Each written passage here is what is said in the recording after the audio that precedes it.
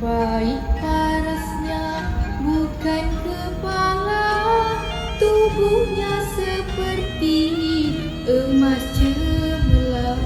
Cahaya dujanya gilang gemilang, jika ditentang bagaikan hilang.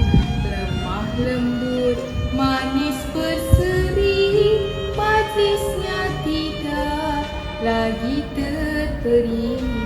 Paras seperti anakan peri, tiada berbanding di dalam negeri.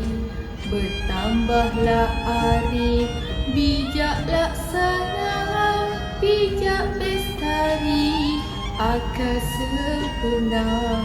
Sifatnya lengkap, 7 laksana, tiada berbanding barang di mana.